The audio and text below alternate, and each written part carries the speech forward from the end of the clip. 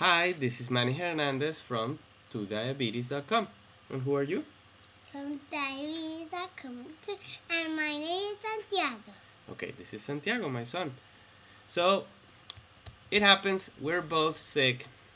I had gotten over the cold, and Santiago was like borderline having a cold, and now, yep, so it's a little clinic back at home again.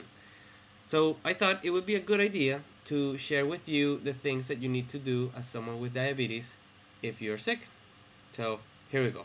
Number one, you have to test very often. You want to show them what they use to test? A meter, a glucose meter. There, alright, enough.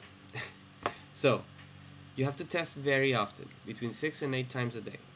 Why? Because, as you may know, while you're sick and when you have diabetes, your blood sugars go up significantly.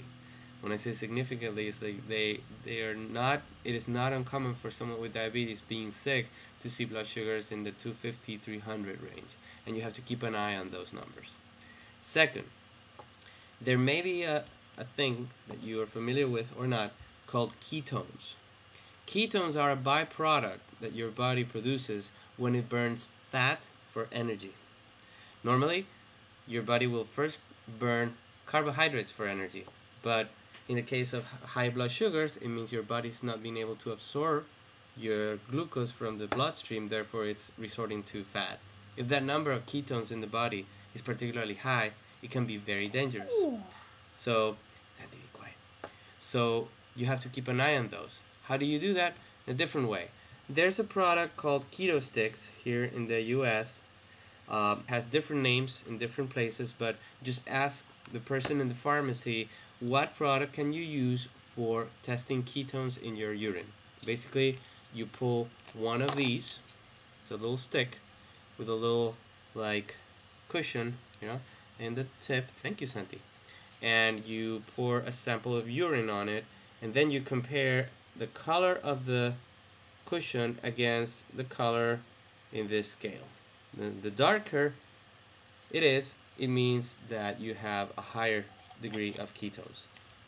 If you observe a high number of ketones in your urine, or if you see high blood sugars consistently and you cannot get them down in any way, if you're insulin dependent, you cannot get them down through the use of insulin. If you have tried exercising and like that's not working, you should definitely consult and contact your doctor right away. Last, be sure to always keep hydrated. Drink lots and lots of water. Your doctor always tells you. Rest and hydration. Well, this is much more important in this case. Keep drinking lots of water. Try and keep your carb intake a little low. Try to reduce the number of carbs you take. Right, Santi?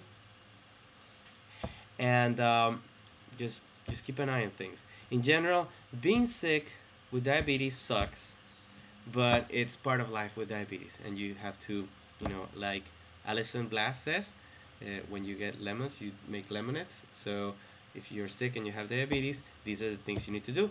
Number one, test more often than usual. Number two, test for ketones to make sure that you're all right in that area. Drink plenty of fluids and not as many carbs as usual. And if that is not helping out, contact your doctor right away. All right? So we're going to say goodbye for now. You want to say bye, Santi? Bye! And if you haven't done it, make sure you do it. Okay? Join todiabetes.com. It's a community for people touched by diabetes. todiabetes.com. Goodbye. Goodbye.